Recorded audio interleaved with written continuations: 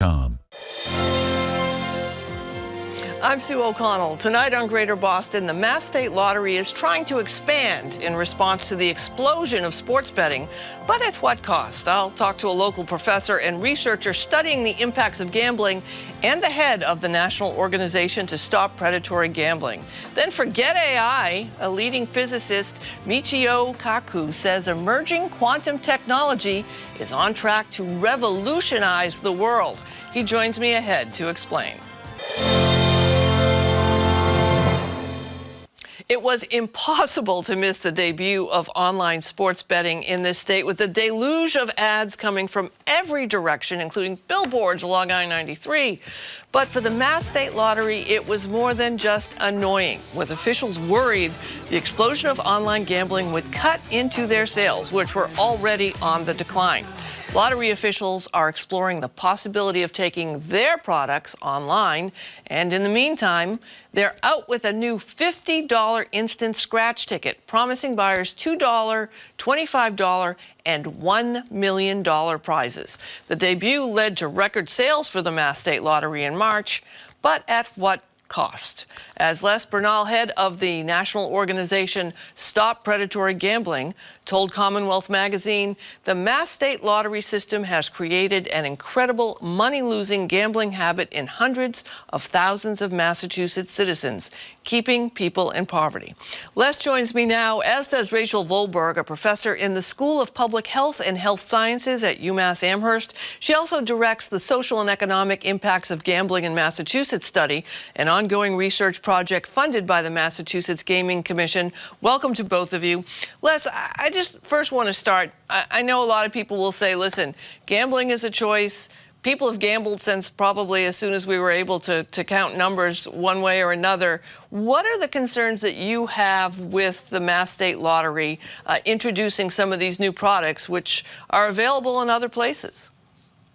Sure. So a few quick points. First, that this is driven by not a grassroots movement. Citizens weren't demanding the opportunity to buy $50 scratch-off tickets in low-income communities. This is driven by greed of big gambling operators and a lust for political power by a handful of public officials. And just to put some numbers on this, Massachusetts citizens are currently losing more than $5,000 of their personal wealth every minute to, if you combine the losses to the state lottery and to the state's regional casinos, it's $5,000 every minute that the citizens are losing their personal wealth. And so in the big picture, you know, the reason why this matters so much, and so your viewers at home, like why this product is different than every other product or service in the country, including other vices like tobacco and alcohol and marijuana, is that there's an adversarial relationship between the gambling operator and the citizen. You know, this is a business that's based on conning people. It's a ripoff. It's a form of consumer financial fraud, just like price gouging and false advertising. And that's why this business is illegal unless you partner with the state. It's a big con. Rachel, I want to take a look at some numbers that we have, and the most recent is from 2014, but I'm sure the numbers haven't improved any. Problem gambling prevalence in Massachusetts, according to this data from 2014 from Social and Economic Impacts of Gambling Massachusetts, problem gambling gamblers 1.7%, at-risk gamblers 7.5%, and then the characteristics of the problem gamblers, male 77%, Black 24%, and unemployed 17%. You know, I think if we saw these groups being targeted by almost any other product and saw these problematic results, there would be concern. What do you hear from people when you talk about this data? What do I hear from other researchers, or from what do I hear? Lawmakers and people? I mean, again, it's not shocking, but at the same time, it is shocking. Is there ever an urge to say, well, maybe we should intervene and stop having state-sponsored gambling? Well, I haven't heard anyone say that. As you know, we are in the midst of one of the most explosive expansions of legalized gambling that the United States has seen in many, many years. So you don't often hear about policymakers or anybody else really wanting to eliminate or reduce the number of gambling outlets. But we do know from the research that there are groups that are particularly vulnerable to developing gambling problems.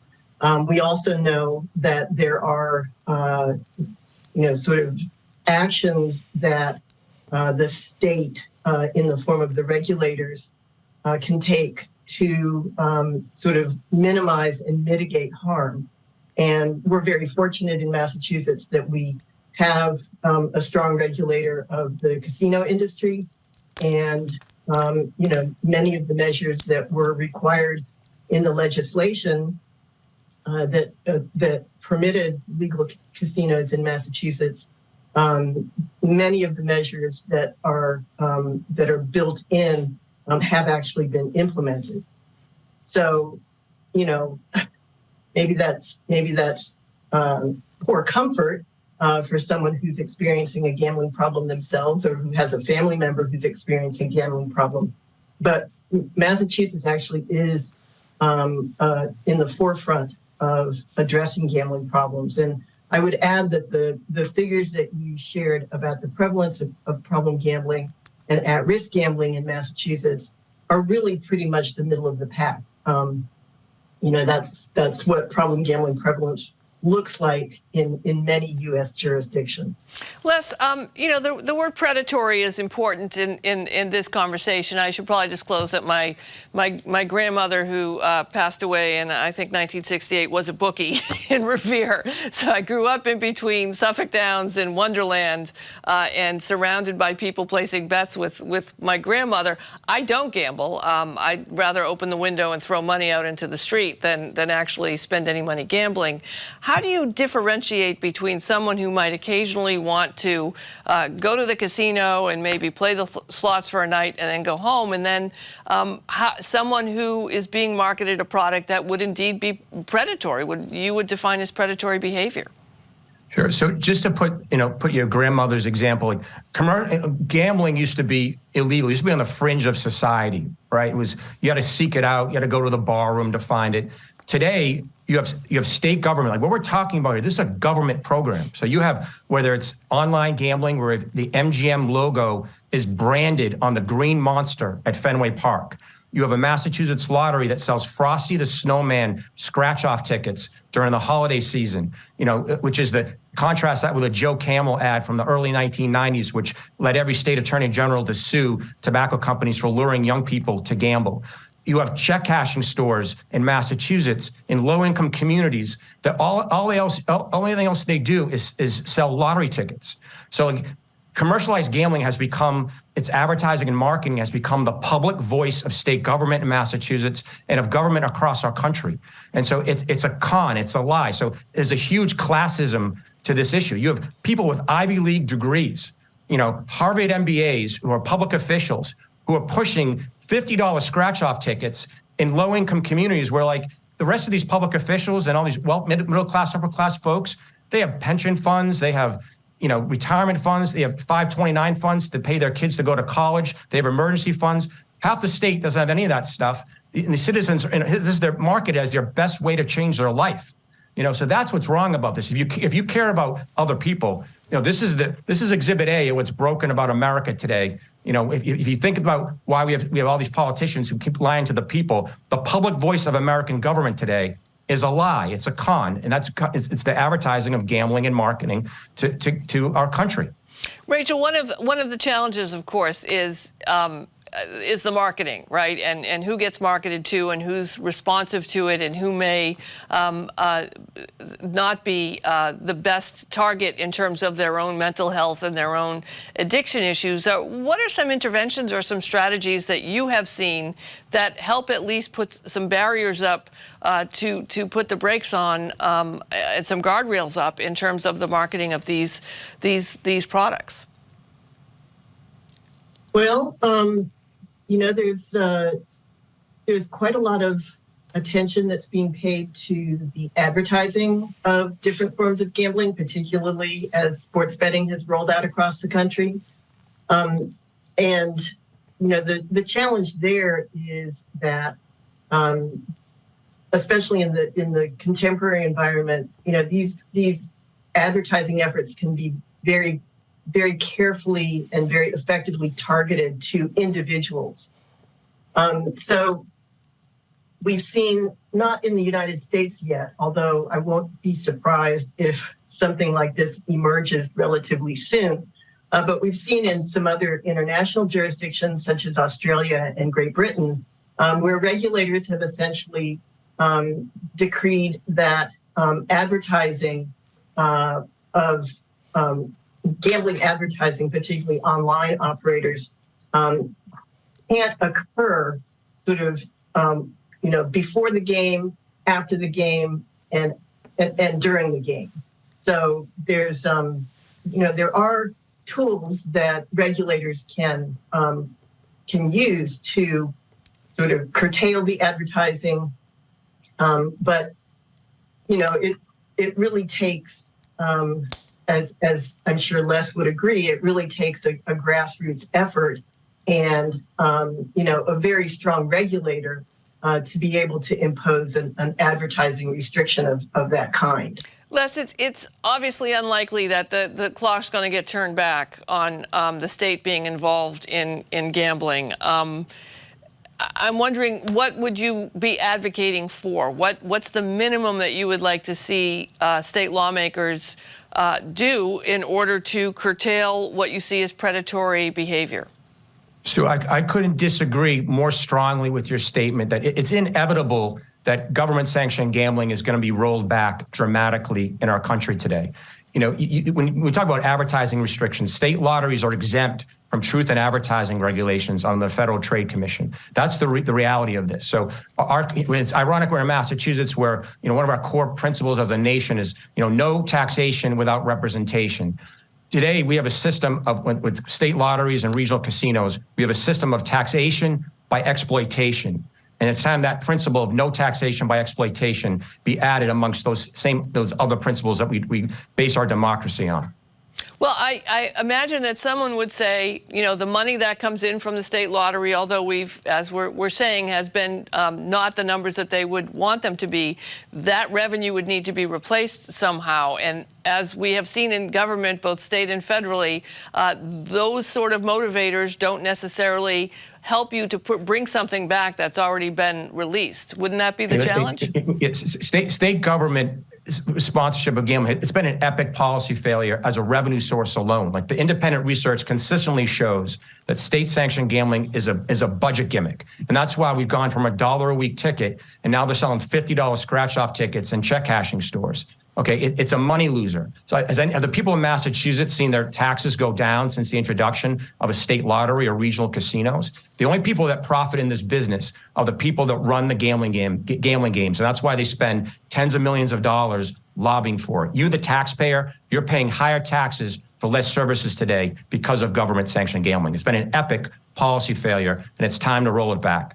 Rachel, as we close out here, it's always been sort of hard to square. Churches have bingo, government has lottery, some casinos get to exist, some racetracks get to exist. Is there a collective approach to trying making this less predatory or safer for those who would like to partake in a business way or in an entertainment or leisure way? Well, I mean, there are certainly some best practices that have been identified over quite a number of years of research. I mean, I've been doing gambling research for quite a long time, and I think we know much more now about what is effective in terms of gambling provision and how to do it sort of in a way that at least mitigates the harms. But, in the United States, gambling is regulated at the state level. So there is no federal agency that's responsible for overseeing gambling in the states. It's all done at the state level. And, the ones that are first to market make mistakes, and then the ones that are second to market make fewer mistakes. And, sort of get to like the end of the road and, the last states that legalize sports betting are gonna understand some of the mistakes that others made. We'll have to leave that there, Rachel Volberg. Thank you so much for your expertise. And Les Bernal, thank you so much for joining us. I enjoyed our discussion. Thanks for joining us. Thank you. Thank you. If you need help with a gambling problem or would like to find out more information, you can call the Massachusetts Problem Gambling Helpline at 1-800-327-5050 or go to gamblinghelplinema.org. Next up, we've talked a lot in the recent days about artificial intelligence and how its rapid developments could disrupt the ways that we live and work, for better and for worse. But there's another emerging technology on the horizon with even greater potential to revolutionize society: quantum computing. Stay with me. And theoretical physicist Michio Kaku is drawing attention to the possibilities it could hold for the future, with the power to solve problems millions of times faster than the digital computers we use today. He breaks it all down in his new book, Quantum Supremacy: How the Quantum Computer Revolution Will Change Everything. Michio Kaku joins me now. I'm such a pleasure to talk with you in person. Great to meet you. So, before people say, I'm not going to pay any attention to this because the word quantum is in it, what exactly, can you tell our viewers, is this idea that you have put forth? Well, every Christmas, we assume that our toys are twice as powerful as the previous Christmas. That can't go on forever. It's slowing down now.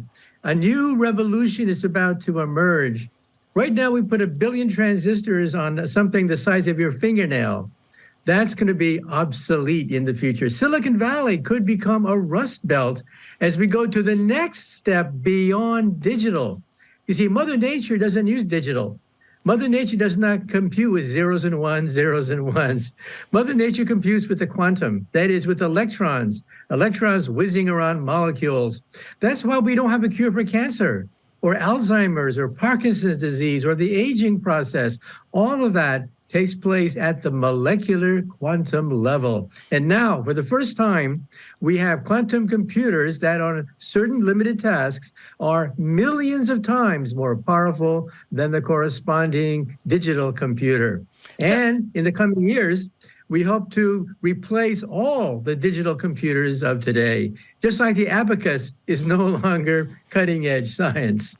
So talk to me about some practical applications that folks can understand. So if we agree that quantum works in nature and that it's going to be so much faster than anything that we have right now in terms of calculating and doing research, what are some areas of our lives that we would see different and improved?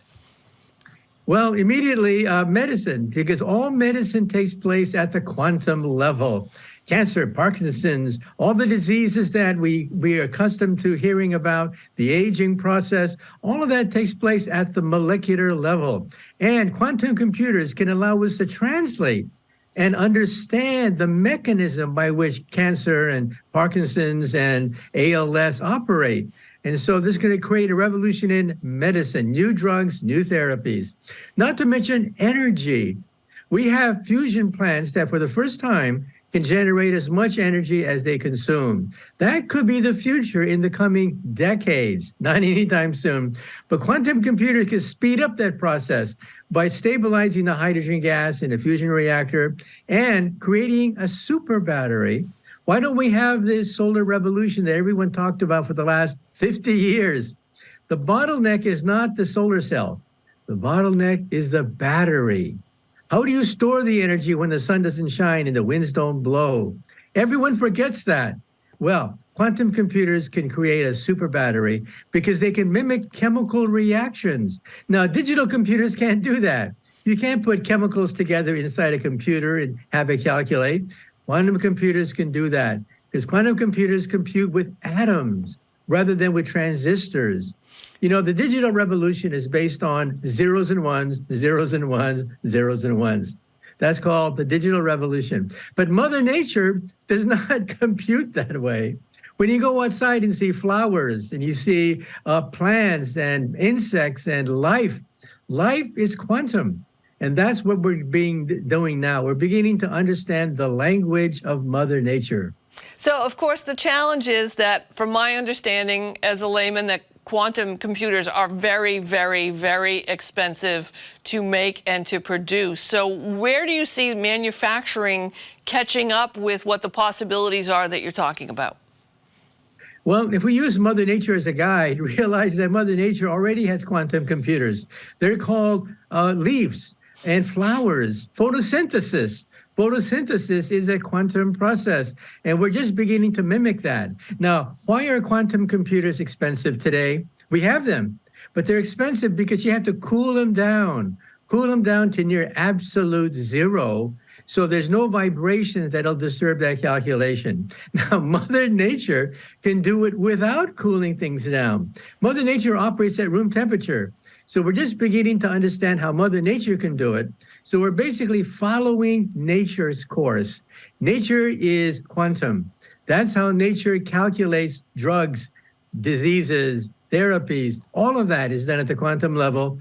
And how do we as humans understand medicine? By trial and error. By trial and error, we find the next super drug. Can you imagine finding the next super drug by pushing a button on a computer and having the computer simulate the motion of a drug inside your body? That's going to revolutionize all of medicine.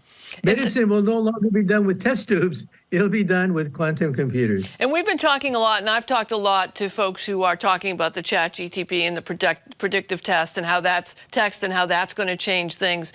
But what you're talking about is not necessarily how ChatGTP will collect data, will look at all the research, and then will make predictions based on what it's seen. With quantum computing, what you're saying is that basically a virtual lab will be built where the quantum computer very quickly will be able to assess what medicines and what treatments would or would not work based on our existing biology. Is that right? Exactly. Right now, you have thousands of test tubes and hundreds of man hours trying to duplicate reactions in a chemistry laboratory. So when you go to a medical laboratory, it looks like a chemistry laboratory. But in the future, it'll be done in the memory of a computer, because that's how Mother Nature does it. Mother Nature doesn't need all these test tubes and things like that. We're talking about cutting through all that to create new technologies, new therapies, using the memory of a quantum computer. So think about that. This is going to change everything. The digital computer changed the world economy. There's a race now going on between China, Google, IBM, Microsoft to attain the first commercially viable quantum computer. Because whoever does that could rule the world economy of the future. In the same way that the people who rule digital technology rule the digital economy, the future of the world economy will be quantum.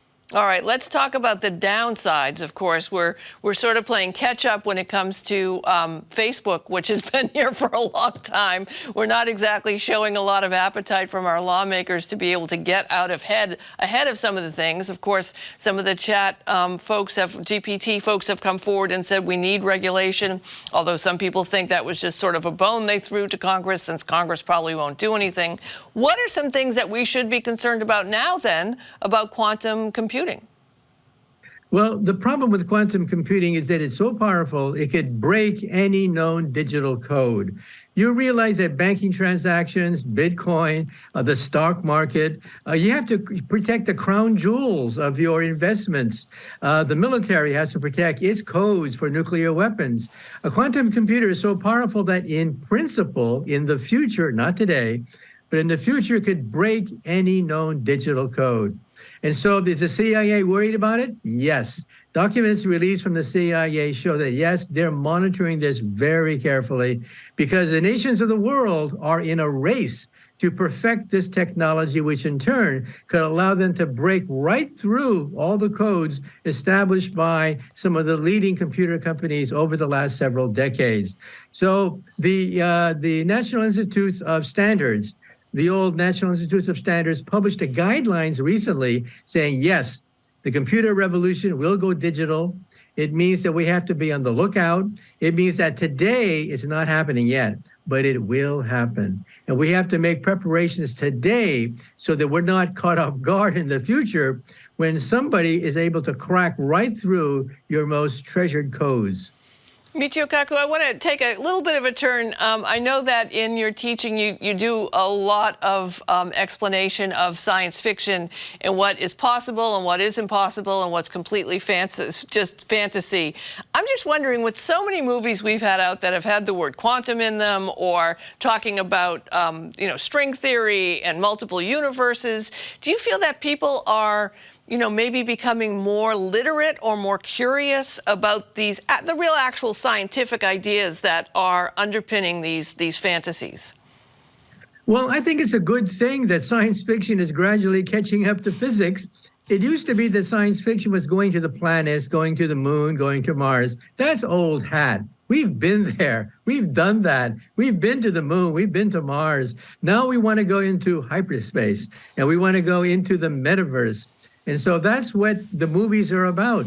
They're discovering string theory, quantum mechanics, because all these things about the multiverse, all this language comes right out of physics. And so finally, science fiction writers are saying, we're not going to go back to the moon again. We've been there too many times. Let's jump into the multiverse, because that's where quantum computers live. What is the power of these computers? They compute in multiple universes. That's why they're so powerful. A digital computer computes in one universe. The quantum computer computes in the multiverse. And who's catching up to this jargon? Marvel Comics. Thank goodness for Marvel Comics. I appreciate you. I really enjoyed the book, and I'm so happy that you were able to join us. And I look forward to whatever happens over the next 10, 15, 20 years. Michio Kaku, thanks so much for joining us today. My pleasure. The book, again, is Quantum Supremacy: How the Quantum Computer Revolution Will Change Everything. That's it for tonight, but come back tomorrow for Talking Politics. Adam Riley and his panel will dig into how the state managed to screw up $2.5 billion in unemployment payments, plus what's next for CNN now that controversial CEO Chris Licht is out. That and more tomorrow at 7. I'm Sue O'Connell. Thanks for watching. Good night.